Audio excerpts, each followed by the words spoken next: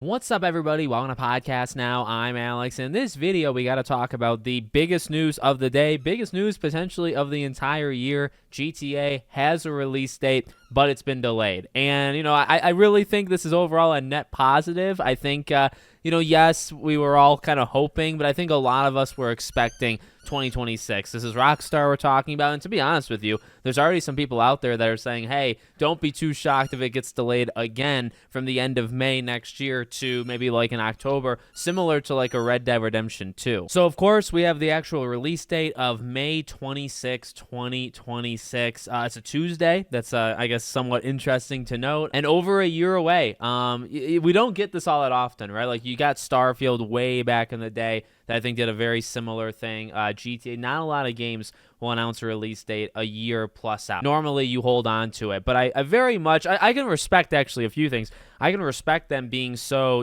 determined and just saying, hey, we'll give you the date, but it's going to be quite far away.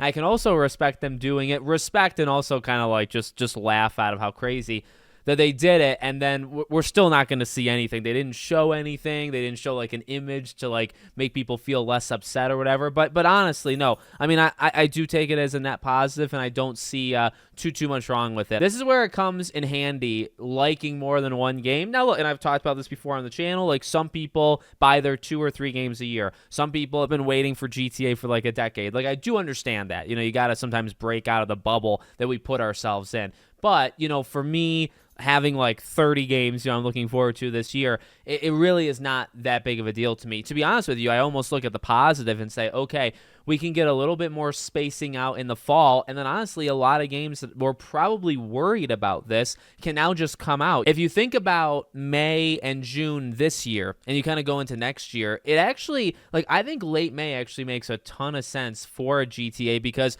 you think about that whole kind of principle, right? That games are not going to come out around it. Well, like right now, there is a good amount of space between, like, you got Doom: The Dark Ages is the next big one, right? Middle of May. Lost Soul Aside just delayed itself out of May. Obviously, June has the Switch 2, and it's going to have Death Stranding 2 and a few others, but there's a decent amount of spacing out, and I mean, the Switch 2 takes up so much room, right? You think about next, and I guess why I'm saying this, I think that idea of like all these games having to kind of juggle around GTA, I don't think it's going to mess with them so much in late May as it would in the fall, right? If GTA comes out in November, that's messing with probably like 6 to 8 games. Truly, and it's messing with big games.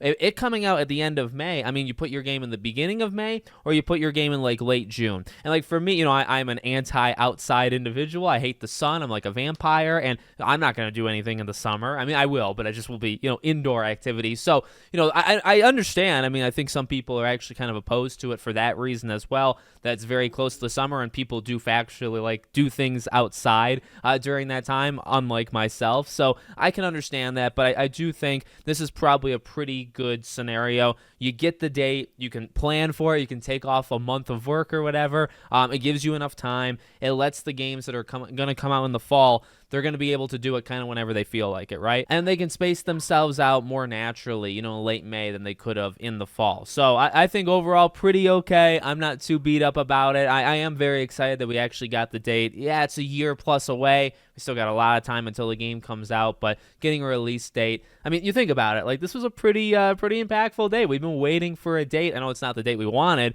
but we've been waiting for a date for this game for years, for multiple years. So hopefully it stays late May. I guess that's the one thing to throw in. So let me know what you guys think in the comments. Make sure, as always, you're subscribed to the channel, bell icon turned on, and I hope to see you all on the next one.